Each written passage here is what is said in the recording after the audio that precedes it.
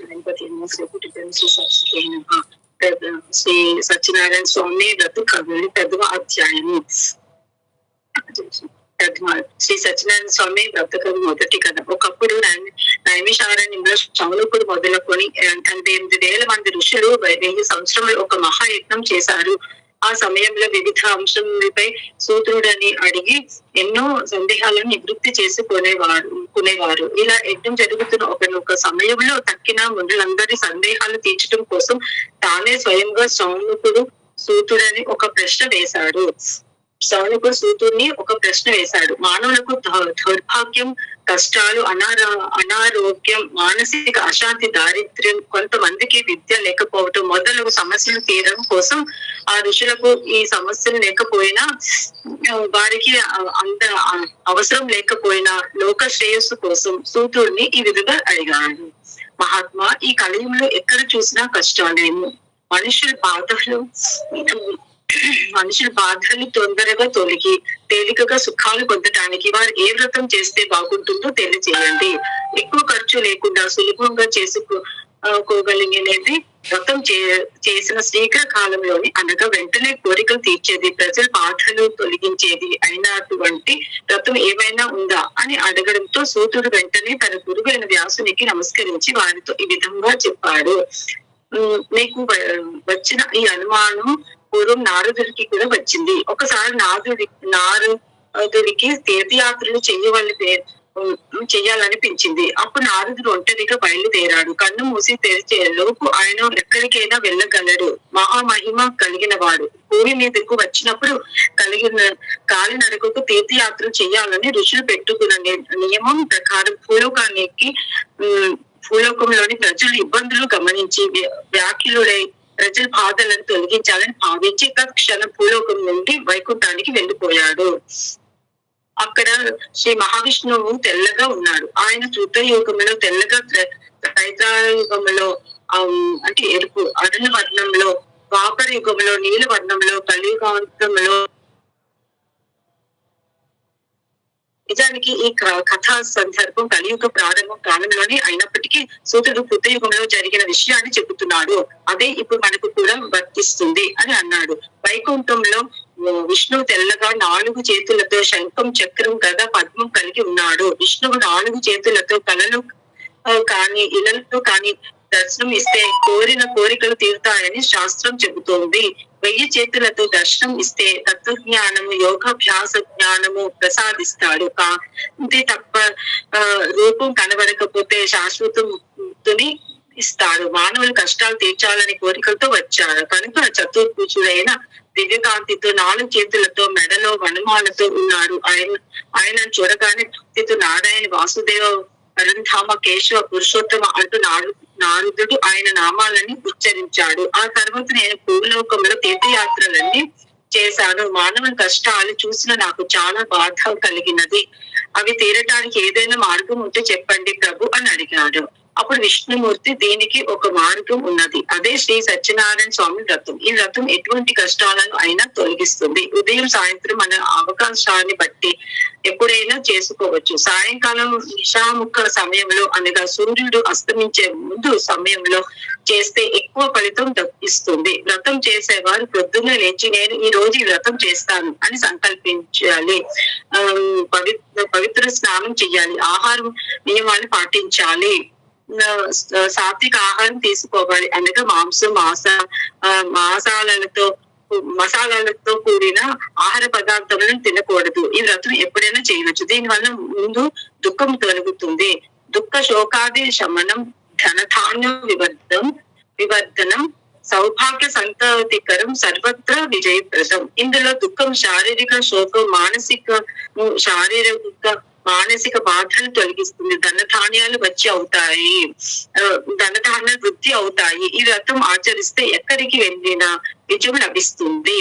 మాఘ, చైత్ర, కార్తీక మాసంలో మరింత మంచి ఫలితాలు ఇస్తుంది. ఏ మాసంలో అయినా చేసుకోవచ్చు. మేష సంక్రమణం అంటే మేషం మొదలు మీనం వరకు గల 12 రాసులు సూర్యుడు ప్రవేశిస్తే సంక్రమణాలు అంటారు.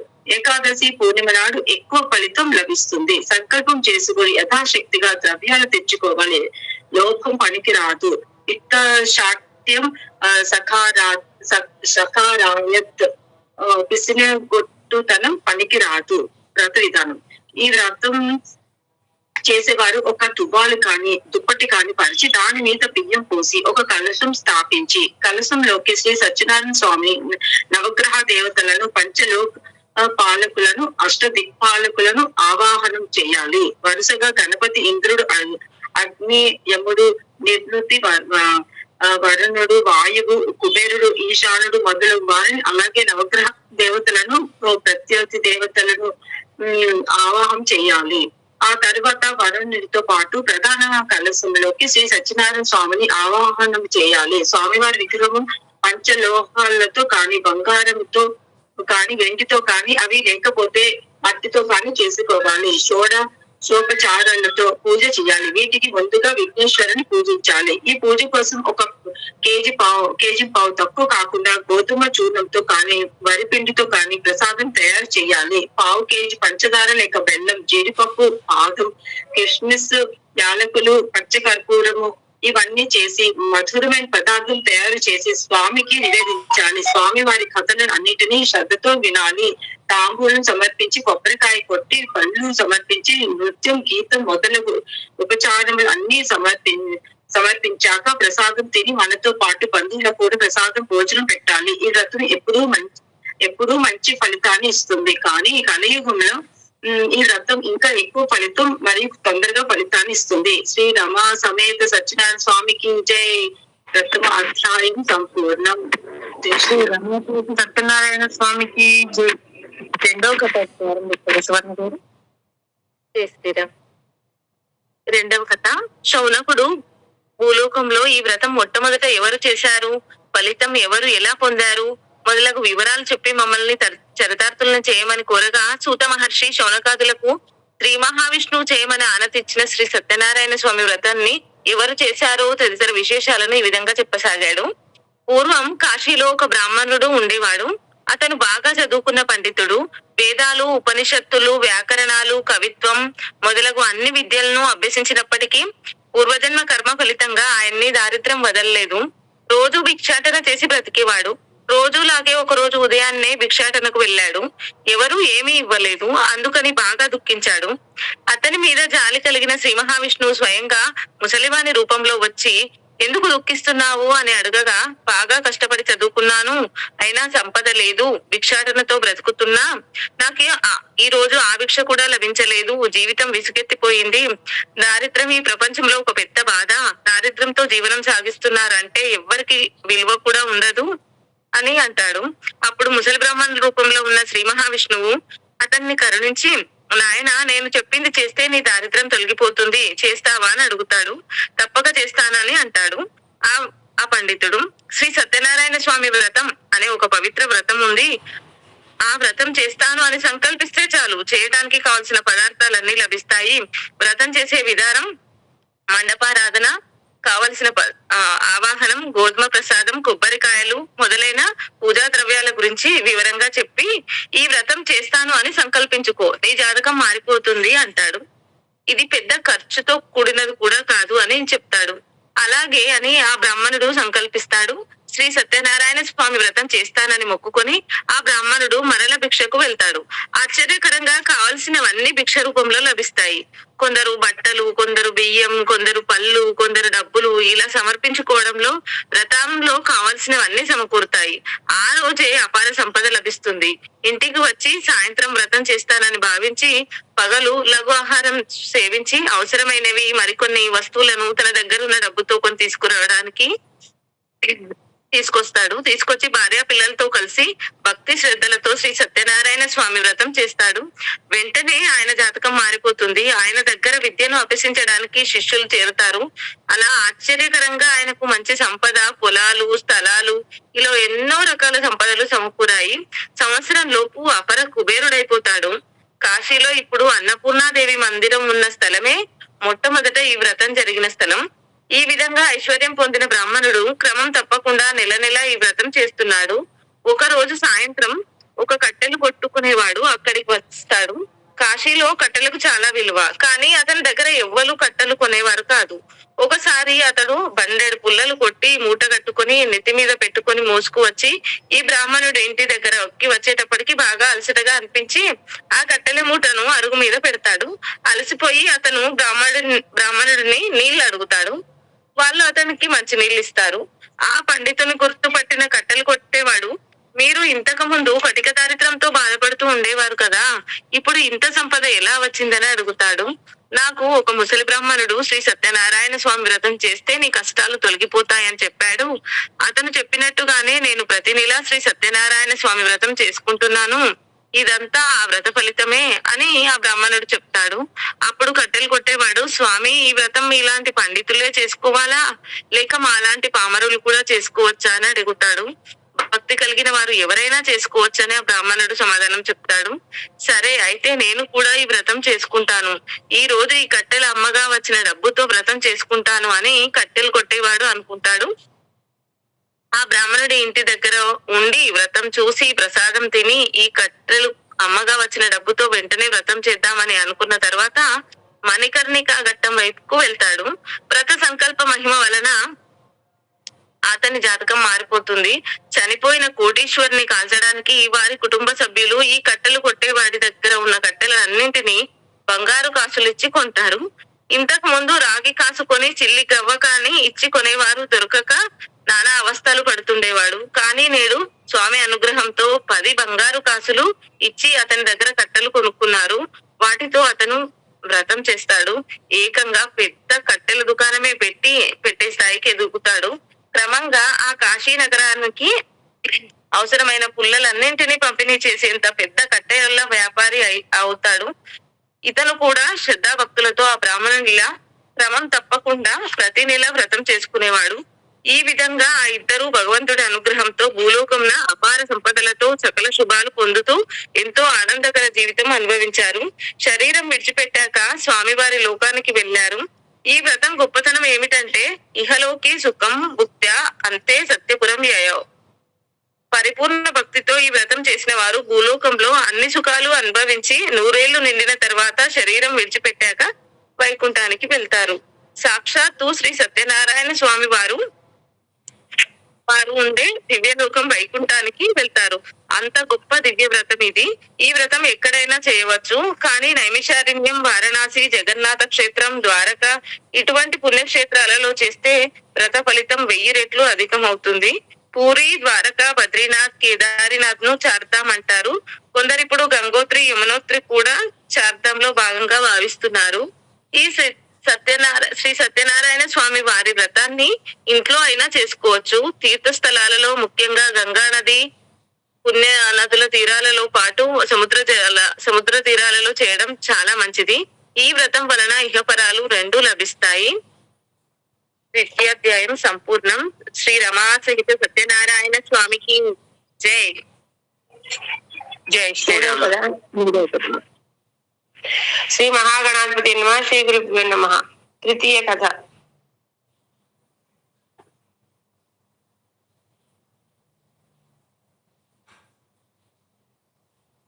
పత్తి కులక్షణ వార్తి సమవేకం శ్రీవత్స సంజాతం పద్మాకరం గురుం భజే. 3వ అధ్యాయము శ్రీ సత్యనారాయణ స్వామి వ్రత కథలు 3వ కథ. పూర్వము ఈ వ్రతమును ఎవరెవరు చేశారో వారందరి కథలు చెప్తున్నాను వినండి అని సూత మహర్షి సౌనకాదులకు ఇలా చెప్పాడు. పూర్వము ఉల్కాముకుడు అనే రాజు ఉండేవాడు. ఆయన ఎప్పుడు సత్యమే పలికేవాడు. ఇంద్రియ నిగ్రహం కలిగిన వాడు. జితేంద్రియ సత్యవాది గచ్చన్ దేవాలయం ప్రతి దినే దినే ధనం దత్వా దిజ సంతోష ఏత్సుదీహి. ఈయన ప్రతిరోజు గుడికి వెళ్ళేవాడు. అక్కడ పురాణములు చెప్పేవారికి, పారాయణలు చేసేవారికి, అర్చనలు చేయించేవారికి, పేదవారికి లెక్కలేనంత ధనాన్ని దానం చేసేవాడు. ఆయన భార్య పేరు శీలవతి. ఆయన భార్యతో కలిసి భద్రశీల నదీ తీరంలో ఒకసారి శ్రీ సత్యనారాయణ స్వామి వ్రతం చేయడానికి సంకల్పించాడు. ఆయన రాజధాని భద్రశీల నదీ తీరంలో ఉన్నది. భార్య సమేతంగా వ్రతం చేశాడు. ఈ వ్రతాన్ని విడిగా కూడా చేసుకోవచ్చు, కానీ భార్య ఉండగా భార్యతో కలిసి చేసుకోవాలి. ఆయన ఈ వ్రతం చేస్తూ ఉండగా సాధువు అనే పేరు కలిగిన ఒక వైశ్యవర్తకుడు వచ్చాడు. ఆ రోజుల్లో సముద్ర వర్తకుల్లో ఆయన చాలా గొప్పవాడు. ఆ రోజుల్లో అతను 14 ఓడలతో వర్తకం చేసేవాడు. వీటిని రక్షించడానికి అతని దగ్గర 10,000 మంది సైనికులు ఉండేవారు. అతను పరమ భక్తుడు కూడా. ఆయన విష్ణుమూర్తిని తన కళ్ళారా చూసిన ధన్యాత్ముడు. చందనము, రత్నాలు, సుగంధ ద్రవ్యాలు మొదలగు విలువైన వస్తువుల వ్యాపారాన్ని చేసేవాడు. సాధువు రాజుగారితో స్నేహం చేసేవాడు. ఒకరోజు సాధువు రాజుగారి దగ్గరికి వచ్చాడు. వ్రతం చేస్తున్నాను, వేచి ఉండు అని చెప్పారు రాజుగారు. ఏమి వ్రతము అని సాధువు అడగగా, ఇది శ్రీ సత్యనారాయణ స్వామి వ్రతము. నాకు పిల్లలు లేకపోతే నేను సంకల్పం చెప్పుకొని ఈ వ్రతం చేశాను. పిల్లలు పుట్టారు. అప్పటి నుండి నేను ప్రతి నెల ఈ వ్రతం చేసుకుంటున్నాను. ఈ వ్రత మహాత్యం వల్లనే నాకు సంతానం లభించింది అని చెప్పాడు రాజు. ఇది విన్న సాధువు, నాకు కూడా పిల్లలు లేరు, నేను సంతానం కలిగితే వ్రతం చేస్తానని మొక్కుకున్నాడు. రాజుగారి దగ్గర నుండి ఇంటికి వచ్చాడు. ఆయన భార్య పేరు నీలావతి. ఆవిడకి ఈ విషయాన్ని చెప్పాడు. ఆమె కూడా చాలా సంతోషించింది. సంకల్ప ఫలితంగా వీరికి ఒక కూతురు పుట్టింది. ఆ అమ్మాయికి కళావతి అని పేరు పెట్టారు. లీలావతి తన భర్త సాధువుతో, మనకు సంతానం కలిగితే వ్రతం చేద్దామని మొక్కుకున్నాం కనుక వ్రతం చేద్దాం అని గుర్తు చేయగా, సాధువు అమ్మాయి పెద్దయ్యాక చేద్దాం అన్నాడు. ఆ తర్వాత గుర్తు చేస్తే అమ్మాయి పెళ్లి అప్పుడు చేద్దామని ఇలా ఏదో ఒకటి చెప్తూ వ్రతం చేయకుండా వాయిదా వేశాడు. అమ్మాయికి పెళ్లి వయసు వచ్చినప్పుడు కాంచీపురంలో వరుడిని వెతకమని తన అనుచరులకు పురమాయించాడు. వారు ఒక పాత్రలో బియ్యానికి తగినంత నూనె ఇచ్చిన వారికి మా యజమాని కూతుర్ని ఇస్తాము అని చాటించారు. ఆ రోజుల్లో బియ్యం ఖరీదు తక్కువ, నూనె ఖరీదు ఎక్కువగా ఉండేది. ఒక ఇంటిలో నుండి ఒక కుర్రవాడు వచ్చాడు. ఏ పాత్రతో బియ్యం తీసుకున్నానో అదే పాత్రలో నూనె ఇస్తాను అని అంచునేనిపల్లిలో కుప్పుల బియ్యం తీసుకుని నూనెను ఒక బొట్టు వేసి ఇచ్చాడు. అతని తెలివితేటలకు మెచ్చి కళావతిని ఇచ్చి సాధువు వైభవంగా వివాహాన్ని జరిపించాడు. ఈ హడావిడిలో వ్రతం చేయడం మర్చిపోయాడు. సంకల్పం చెప్పుకొని కూడా వ్రతం చేయకుండా వాయిదాలు వేస్తున్న అతనికి గుణపాఠం చెప్పాలి అని స్వామివారు నిర్ణయించుకున్నారు. ఈ వ్రతం పేరు శ్రీ సత్యనారాయణ స్వామివారి వ్రతం కనుక నారాయణుడు సత్యం పలికే వారిని తప్పకుండా అనుగ్రహిస్తాడు. సత్యానికి విలువ ఇచ్చేవాడు నారాయణుడు. ఆయన వ్రతం చేస్తే ఫలితం సత్యము. అందుకే ఆయన సత్యదేవుడు. సత్యవ్రతం సత్యపరం త్రినేత్రం సత్యాత్మకం త్వం శరణం ప్రపంచే. సత్యవ్రతుడు సత్యమే లోకంగా కలిగిన వాడు, సత్య ఆత్మకుడు. అటువంటి సత్యనారాయణుడికు నమస్కారము. సాధువు సత్యం తప్పడంతో ఆగ్రహించిన స్వామి, నీకు దారుణ వేదన కలుగుగాక అని సంకల్పించాడు. స్వామి సంకల్పము కర్మయోగం వలన పెళ్ళైన మరునాడే సాధువు అల్లుడితో కలిసి సముద్ర వర్తకానికి బయలుదేరాడు. దారిలో ఒక ఊరిలో లంగర్ వేశారు. ఆ సమయంలో ఆ దేశాన్ని చంద్రకేతు అని మహారాజు పరిపాలిస్తున్నాడు. ఆ ఊరి పేరు రత్నసానుపురము. అది ఇప్పుడు ఇండోనేషియాకు మలేషియాకు మధ్యలో ఉంది. చిన్న పడవలలో ఒడ్డుకొచ్చారు. ఆ రోజు రాజుగారు రాత్రి నిద్రపోతుండగా ఖజానాకు దొంగలు కన్నం వేసి పారిపోయారు. భటులు దొంగల వెంట పరిగెత్తుతుండగా కావాలని ఆ నగల మూటను ఈ సాధువు ఓడలో వేసి, భగవత్ సంకల్పం వలన పుట్టిన దొంగలు కాబట్టి మాయమైపోయారు. ఆ వర్తకులే ముసుగులోని సముద్ర దొంగలను భావించి సాధువునకు తన అల్లుడికి భటులు సంకెళ్లు వేసి అర్ధరాత్రి రాజుగారి దగ్గరకు తీసుకుని వెళ్ళారు. విచారణ లేకుండా రాజుగారు యావజ్జీవ కారాగార శిక్షణ వేశారు. మామ అల్లుళ్లను భయంకరమైన ఇరుకు గది లాంటి చెరసాలలో పడేశారు. సాధువు మరియు అతని అల్లుడు ఏమిటి ఈ నింద అని చాలా బాధపడ్డారు. అక్కడ లీలావతికి అనారోగ్యం పట్టుకుంది. కళావతికి నీరసం వచ్చింది. ఇంటిలో ఉన్న వస్తువులన్నీ మాయమైపోయాయి. తిండి లేక అల్లాడిపోయారు. కళావతి తల్లికి అన్నం తెచ్చి ఇద్దామని పక్కింటికి వెళ్ళింది. వాళ్ళు ఆ సమయంలో సత్యనారాయణ స్వామి వ్రతం చేస్తున్నారు. సాయంత్రం మొదలుపెట్టిన వ్రతం కొంచెం ఆలస్యమైంది. వాళ్ళు ఇచ్చిన ప్రసాదం తను తిని వాళ్ళ అమ్మకు తెచ్చిపెట్టింది. అప్పుడు లీలావతికి ఈ వ్రతం చెయ్యాలని తాము మొక్కుకున్న విషయము గుర్తుకు వచ్చింది. కూతురితో ఈ విషయము తాము వాయిదా వేస్తూ వస్తున్న సంగతిని చెప్పింది. మనం కోరికలతో స్వామికి మొక్కుకున్నాక మాట నిలబెట్టుకోవాలి. సత్య నాస్తి పరో ధర్మ, సత్య నాస్తి పరంతప. సత్యం కంటే ధర్మం లేదు, సత్యం కంటే తపస్సు లేదు. మనం సత్యం తప్పడం వల్లనే మనకి కష్టాలు వచ్చాయి. మీ నాన్న మీ ఆయన కూడా ఏవో కష్టాల్లో పడి ఉంటారు. నా భర్త నేను ఇద్దరం చేసిన అపరాధాలు తొలగించు స్వామి, మా ఆయన తిరిగి వచ్చాడు అనే వార్త వినగానే నేను సత్యవ్రతాన్ని చేస్తాను అని మళ్ళీ మొక్కుకుంది. వెంటనే స్వామివారు సంతోషించారు. ఈమెకి రోగాన్ని తొలగించారు. చంద్రకేతు మహారాజునకు శ్రీ మహావిష్ణువు కలలో దర్శనమిచ్చి, నీవు సాధువు అనే వర్తకుణ్ణి అతడి అల్లుల్ని చెరసాలలో పెట్టావు. వారు ఏ తప్పు చేయలేదు. వారు అమాయకులు, నిర్దోషులు. నా వ్రతం చేస్తానని మాట ఇచ్చి మర్చిపోయారు. నేను ఆగ్రహించి శపించాను. ఇదంతా నా మాయ.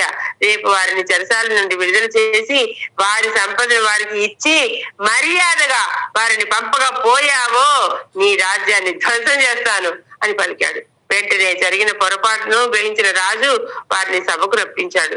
వారు ఉరి శిక్ష వేస్తారేమో అని భయపడుతూ ఉండగా రాజుగారు, భయపడకండి, ఇది విష్ణుమాయ.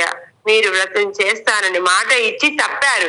అందుకే స్వామివారు మీకు నష్టాన్ని కలిగించారు. ఇక మీ దారిన మీరు వెళ్ళండి అని వారి ధనంతో పాటు ఇంకా కొంత సొమ్ము ఇచ్చి రాజుగారు సాదరంగా పంపారు. మామాళ్ళు ఇంటికి బయలుదేరారు. శ్రీ రమా సమేత సత్యనారాయణ స్వామికి, సత్యనారాయణ స్వామికి జై. మూడవ అధ్యాయం సంపూర్ణం. శైలజ గారు 4వ అధ్యాయం మొదలు పెట్టారా? జై శ్రీరామ్. 4వ కథ. సూత మహర్షి ఇంకా ఇలా చెప్పటం మొదలు పెట్టిండు. మామ అల్లుడు ఇరువురు సొంత నగరానికి బయలుదేరారు. సముద్రంలో వారు ఈ విధంగా కొంత దూరం ప్రయాణం చేశారు. సత్యదేవునికి వారిని పరీక్షించాలని కోరిక కలిగింది. వెంటనే దండి వేషము ధరించి త్రిదండి రూపంలో వచ్చి ఒక చోట లంగరు వేసి ఓడలో నుండి కిందకు దిగుతున్న మామ అల్లుడి దగ్గరకు వచ్చి, సాధు నౌకాయాం అస్తి కిం తవ, ఓ సాధు, మీ పడవలో ఏముంది అని అడిగారు.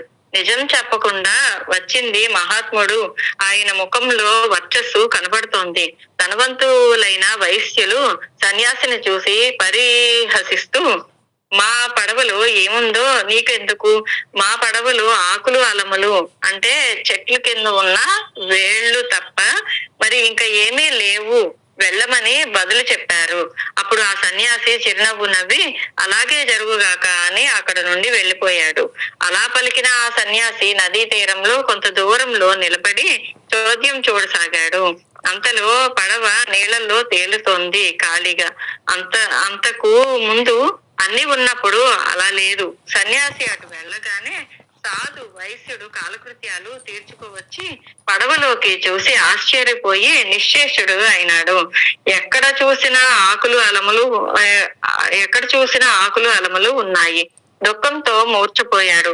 తెలివి వచ్చిన తర్వాత తన ధాన్య రాశులన్నీ ఏమైపోయాయి అని అడగటం మొదలు పెట్టాడు. అప్పుడు అల్లుడు మామకేసి చూసి, మామయ్య, ఏడవటం వలన లాభం కానీ ప్రయోజనం కానీ లేదు. సాధు గుణాత్ముడైన సన్యాసిని పరిహసించినందువలన మనకు ఈ దుస్థితి కలిగింది. సన్యాసి కోపం వలనే సర్వస్వం కోల్పోయాము. కాబట్టి ఆయన్నే వేడుకుందాము, ఆయననే శరణు కోరుదాము. ఆయన తప్పకుండా కరుణించి మన కోరికలను నెరవేరుస్తాడు అన్నాడు. అల్లుడి మాటలు విన్నటువంటి సాధు పరుగున ఆ సన్యాసి దగ్గరకు వెళ్లి నమస్కరించి, స్వామి అజ్ఞానుడనై మిమ్మల్ని పరిహసించాను. నా తప్పును క్షమించి మన్నించి నాపై దయ చూపండి అని విధములుగా ప్రార్థించాడు. అప్పుడు అక్కడ శ్రీమన్నారాయణుడు ప్రత్యక్షమయ్యి, ఓ సాధు పోయి నా వ్రతము చేస్తానని చెప్పి మర్చిపోవడం భావ్యమా? దుర్బుద్ధితో దుష్టబుద్ధితో ఉన్న నీకు కనువిప్పు కలిగించాలని ఈ విధంగా చేయటం జరిగింది. నా శాపం వల్లనే ఈ దుస్థితి కలిగింది. ఇప్పటికైనా తెలుసుకున్నావా అని అన్నాడు. ఇక్కడ సాధు ఎంతో పుణ్యం చేసుకోవటం వల్లే ఆయన దర్శనం కలిగినది. అందుకే ఆయన కథ చరిత్రకెక్కింది. అప్పుడు ఆ సాధు, స్వామి, లోకమంతా నీ మాయ మోహంలో పడి కొట్టుమిట్టాడుతుంది. బ్రహ్మాది దేవతలే నీ మాయను కనుక్కోలేకపోయారు. నిన్ను మానవ మాత్రుడైన నేను ఎంతటి వారిని తెలుసుకోలేకపోయాను. తండ్రి, నీ మాయలో చిక్కుకున్న సూక్ష్మ ప్రాణిని నీ అనుగ్రహానికి దూరమై తప్పిస్తున్న అభాగ్యుడిని నిన్ను తెలుసుకోవటం నా ధర్మా స్వామి. నా అపరాధాన్ని మన్నించు. ఇక మీదట నిన్ను ఎప్పుడు మర్చిపోకుండా పూజిస్తాను. శరణన్న వారిని రక్షించే కరుణా సముద్రుడివి, నన్ను అనుగ్రహించు. నా ధనాన్ని నాకు ఇప్పించు అని పరిపరి విధములుగా ప్రార్థించాడు. సాధువు ప్రార్థనను మన్నించి, నేను సత్యదేవుడిని, సత్యానికి వ్యతిరేకంగా వెళ్లితే శిక్షిస్తాను అని పలికి స్వామి అతని కోరికను తీర్చి అంతర్ధానం అయిపోయాడు. ఆ తర్వాత సాధు తన పడవ దగ్గరకు వచ్చి చూడగా అది అంతా ధనరాశులతో నిండి ఉండటం గమనించి సంతోషపడి సత్యదేవుని దయ వల్లనే తన కోరిక తీరింది అని అనుకుని తన పరివారంతో సహా స్వామిని పూజించి స్వగృహానికి ప్రయాణం సాగించారు మామాల్లుడు. కొంతసేపటికి తన సంపాదన సంరక్షిస్తున్న అల్లుడితో, అల్లుడా, మనం రత్నసానపురానికి చేరుకున్నాము అంటూ తమ రాకను తెలపడానికి ఒక దూతను ఇంటికి పంపించారు. ఆ దూత నగరానికి వెళ్లి లీలావతితో, అమ్మ నమస్కారము, మన అయ్యగారు అల్లుడు గారు వచ్చారు, బంధుమిత్రులతో కలిసి వస్తున్నారు, ఇప్పుడే పడవ వచ్చింది అనే వార్తను తెలిపాడు. అప్పుడు లీలావతి దూత మాటలు విని సంబరపడి అమ్మాయి కళావతి భర్తను చూడాలనే ఆత్రంతో వ్రతం ముగించి ప్రసాదం తినడం మర్చిపోయి పరుగున తన భర్తను చూడడానికి వెళ్ళింది. వెనకే తల్లి కూడా ప్రసాదం తినకుండా వెళ్ళినందున సత్యదేవునికి కోపం వచ్చి ధనాన్ని సంరక్షిస్తున్న అల్లుడితో సహా పడవ మునిగిపోయేలా చేశాడు. అది చూసి ఒడ్డుని నిలబడిన వారందరూ ఆహాకారాలు చేశారు. అప్పుడు లీలావతి, కళావతి అమితంగా దుఃఖించసాగారు. హఠాత్తుగా పడవ మునగటంతో ఇదంతా దేవుడి మాయ కాక మరేమిటి అని రోధించసాగింది. కళావతి తన ఎదురుగానే తన భర్త మునిగిపోవటం చూసి పడిపడి ఏడవటం మొదలుపెట్టింది. ఆ సమయంలో ఆకాశవాణి రూపంలో స్వామి వారు ఈ విధంగా అన్నారు. ఈ వ్రత నియమం ప్రసాద భక్షణం. వెళ్ళి ప్రసాదం తింటే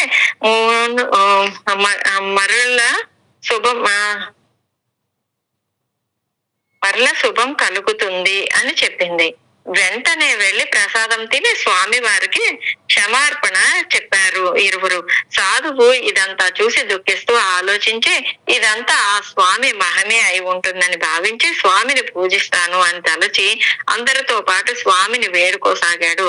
అప్పుడు స్వామి సాధువును కరుణించి అదృశ్య రూపంలో ఉండి ఇలా అన్నాడు. ఓయి, నీ కుమార్తె భర్తను చూడాలని తొందరపాటులో నా ప్రసాదం కూడా తినకుండా మర్చిపోయింది. ఆమె మళ్ళీ ఇంటికి వెళ్లి ప్రసాదం తీసుకున్నట్లయితే అంతా శుభం జరుగుతుంది అని చెప్పాడు. ఆకాశవాణి విన్నటువంటి కళావతి వెంటనే ఇంటికి వెళ్లి ప్రసాదాన్ని స్వీకరించి తన తప్పును మన్నించమని వేడుకొని ప్రసాదం తిని మళ్ళీ తిరిగి సముద్రానికి చేరుకుంది. ఆశ్చర్యంగా తన భర్త నావతో సహా నీటిపై తేలడం చూసి సంతోషపడింది. అందరూ ఆనందించారు. ఇంటికి వచ్చాక ప్రతి మాసం విడిచిపెట్టకుండా వ్రతం చేశారు, ప్రసాదం తిన్నారు. దానివల్ల ఈ లోకంలో సకల శుభాలు, సంపదలు అన్ని పొందుతారు. శోకాల నుండి విముక్తి పొందారు. శరీరం విడిచిపెట్టక చివరిలో శ్రీ సత్యనారాయణ స్వామి లోకానికి కూడా వెళ్ళారు.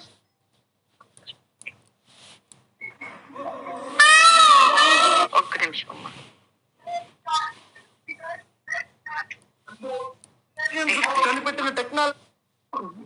జై శ్రీరామ. రమా సహిత సత్యనారాయణ స్వామి గారికి జై జై. తీసుకుంటున్నాను ఒక్కసారి. శ్రీ సత్యనారాయణ స్వామి వ్రత కథలు 5వ కథ వినిపిస్తుందండి? వినిపిస్తున్నాను. పంచమోధ్యాయము. సూత మహర్షి సౌనకాదుల వంకతోటి సౌనకాదులు చెప్పే విధంగా మనకు చెప్తున్నారు అనమాట. ఆయనకి చెప్తున్నట్టుగా, పూర్వము తుంగధ్వజుడు అనే మహారాజు ఉండేవాడు. ఆయన జెండా ఎప్పుడు ఆకాశంలో ఎత్తుగా రెపరెపలాడుతూ ఉండేదంట.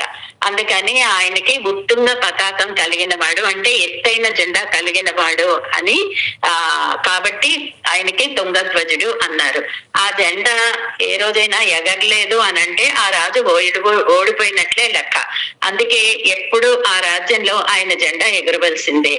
ఆ తుంగధ్వజ మహారాజుకు కొంతమంది భార్యలు, 100 కొడుకులు ఉన్నారు. ఐశ్వర్యవంతుడు, పరాక్రమవంతుడు, అన్నింటికీ మించి చదువుకున్నవాడు, వ్యాకరణ పండితుడు. ఈ రాజుగారికి పండితుడు అనే అహంకారం చాలా ఉండేది. ఒకసారి ఆయన వేటకు వెళ్ళాడు. వేట సప్త వ్యసనాలలో ఒకటి. అందుకే పూర్వం వేటకు ఎక్కువగా వెళ్లేవారు కాదు. కొందరికి వేట వ్యసనం. కానీ పూర్వ మృగాలు ఎక్కువగా పెరిగిపోయినప్పుడు అవన్నీ అడవుల్ని విడిచిపెట్టి నగరాల్లో తిరిగేవి. అప్పుడు మహారాజులు వేటకు వెళ్లి కొన్ని జంతువులను చంపి దానికోసం వచ్చింది ఈ వేట. కానీ చివరికి ఆ వేటే ఒక వ్యసనంగా మారి పర్యావరణంలో సమతౌల్యం పోతున్నది. నేడు జంతువులే లేకుండా పోతున్నాయి. అలా మహారాజు ఒక రోజు వేటకు వెళ్ళాడు. కొంతసేపటి తర్వాత ఆయనకి దాహం వేసింది. ఆయన వీరుడు అవడం వల్ల ఆయన తనతో పాటు భట్లను తీసుకువెళ్లకుండా ఒంటరిగా వెళ్ళాడు. మంచినీళ్లు తెచ్చేవారు లేక నీళ్లు ఎక్కడ దొరుకుతాయా అని చూస్తే ఆయన అదృష్టం కొద్దీ అక్కడ ఒక మారేడు తోట, బిల్వవనం కనిపించింది. బిల్వవనంలో గోపాలురు కొంతమంది శ్రీ సత్యనారాయణ స్వామి వ్రతం చేస్తున్నారు. లక్ష్మీదేవికి, విష్ణువుకి, శివునికి కూడా బిల్వం అంటే చాలా ప్రీతి. మనం ఇతరులకు బాకీ ఉన్నా, మనకు ఇతరులు బాకీ ఉన్నా, ఆ డబ్బు త్వరగా రావాలన్నా, మన బాకీ తీరాలి అన్నా మారేడు చెట్టు కింద శ్రీ సత్యనారాయణ స్వామి వ్రతం చేస్తే 1 నెల రోజులలో మనకు రావాల్సినవి వస్తాయి, మన బాకీలు తీరుతాయి. శ్రీ ప్రణవపీఠంలో కూడా అమ్మవారికి ఎదురుగా బిల్వ వృక్షం ఉంటుంది. గోపాలకులు కూడా బిల్వవనంలో వ్రతం చేశారు. భాస్కరి బిల్వ నిలయ అని అన్నారు లలితా సహస్రనామంలో. శంకరాచార్యుల వారు కనకధారా స్తోత్రంలో కూడా బిల్వాటవి మధ్య లసత్ సరోజే సహస్రపత్రే సుఖసన్నివిష్టాం అని అన్నారు. అంటే మారేడు తోట మధ్యలో 1000 రేకులు కలిగిన తామర పువ్వులో అమ్మవారు ఉన్నది అని వ్రాశారు. ఇవన్నీ తెలుసుకొని ఎప్పుడు ఎక్కడ ఎలా వ్రతం చేస్తే ఫలితం తొందరగా వస్తుందో తెలుసుకొని అలా చేస్తే ఫలితం తొందరగా వస్తుంది. ఈ గోపాలకులు వ్రతం చేసి ప్రసాదం నివేదించి తినబోతుండగా రాజుగారు వచ్చి కొంచెం మంచినీళ్ళు ఇవ్వండి అన్నారు. వాళ్ళు ఆనందపడిపోయారు. ఎందుకంటే మమ్మల్ని పాలిస్తున్న రాజుగారు వ్రతం చేస్తున్నప్పుడు వచ్చారు, ఇది మా అదృష్టం, రాజుగారి అదృష్టం అనుకుని, మహారాజా మంచినీటితో పాటు కొంచెం ప్రసాదం కూడా తినండి, సత్యదేవుని వ్రత ప్రసాదము, ఇప్పుడే వ్రతం చేశాము, మా అదృష్టం కొద్దీ మీరు వచ్చారు, ప్రసాదం తీసుకోండి అన్నారు. నా విష్ణువు పృథివీ పతి అన్నారు. విష్ణువు కానివాడు రాజు కాడు అంటే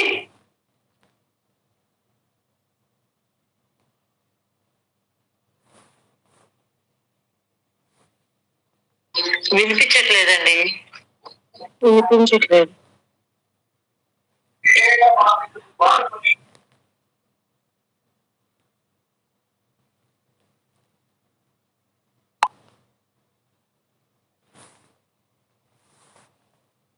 జై శ్రీరామ అండి. నా విష్ణు పృథ్వీ పతి అంటే విష్ణువు కానివాడు రాజు కాడు అంటే మహారాజు విష్ణు స్వరూపుడు. ఈ ప్రసాదం తిని నీరు తాగండి అంటే ఆయన నవ్వి, మీరు చదువు రాదు, అటువంటిది మీ వ్రతం చేయటమా, అసంస్కార వ్రతం, వ్యాకరణాది పాండిత్యం లేని వ్రతం మీది, ఏదో పిచ్చి పిచ్చి ప్రసాదాలు నైవేద్యం పెట్టి అది నాకు పెడతానంటే నేను తింటానా, మేము పండితులం, బాగా చదువుకున్న వాడిని, ఈ ప్రసాదం తినను అని ప్రసాదం నేలపై కొట్టి మంచినీళ్ళు కూడా తాగకుండా అక్కర్లేదని చెప్పి గుర్రం ఎక్కి ఇంటికి వెళ్ళిపోతాడు. భగవంతుడి ప్రసాదానికి పాండిత్యం కావాలా, సంస్కారం కావాలా? గుడిలో ప్రసాదం పెడితే మారు మాట్లాడకుండా ఎంత నియమం కలవాడైనా తినాలి అని ఆది శంకరాచార్యుల వారే తిన్నారు. వారికన్నా మనం ఏమన్నా గొప్పవారమా?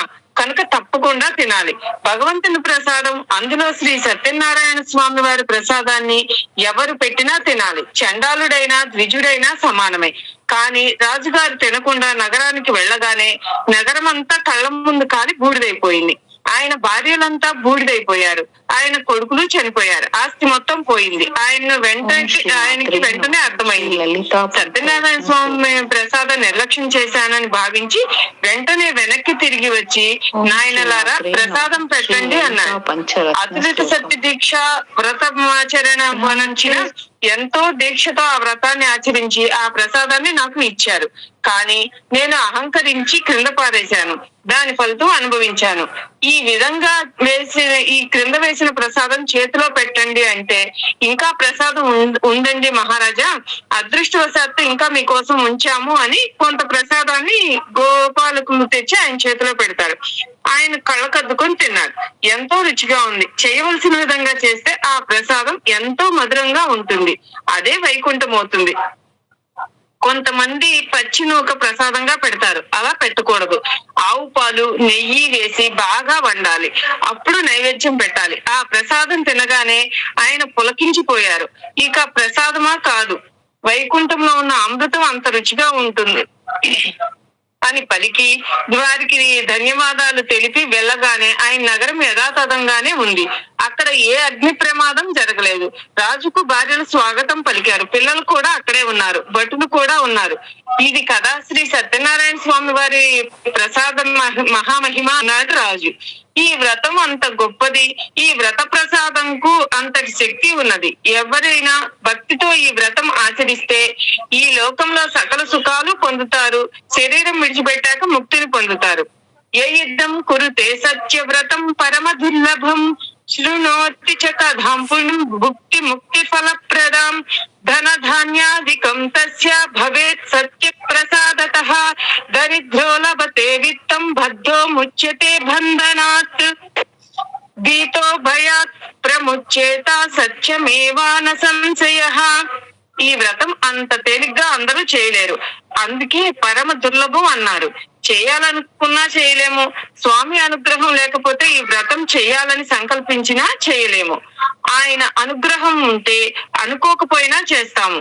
కానీ ఈ వ్రతం భక్తితో ఎలా అయినా సంకల్పించి చేస్తే ఇక వారికి సకల శుభాలు కలుగుతాయి. ఒకవేళ వ్రతం చేయలేకపోతే పుణ్యప్రదమైన ఈ కథను శ్రద్ధగా విన్నా చాలు. వ్రతము చూసిన ముందు భక్తి, తరువాత ముక్తి రెండూ లభి. ధనం, ధాన్యం, గృహం అన్ని లభిస్తాయి. దరిద్రునికి ధనం లభిస్తుంది. చెరసాలలో ఉన్న వారికి ఆ భయం నుండి లభిస్తుంది. భయంతో ఉన్నవారు ఈ వ్రతం చేస్తే ఆ భయం నుండి విముక్తి లభిస్తుంది.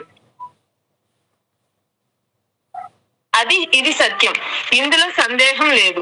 అన్ని కోరికలను తీర్చే వ్రతం, సులభంగా చేయగలిగే వ్రతం ఇది.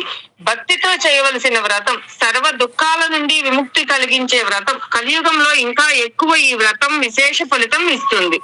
అన్ని యుగాల కంటే కలియుగంలో ఈ వ్రతం వల్ల ఎక్కువగా విశేష ఫలితాలు, కోరికలు తొందరగా తీరుతాయి. అందుకే దీన్ని కలియుగ వ్రతం అని కూడా కొందరు అంటారు. నారాయణుడికి అనేక నామాలు ఉన్నాయి.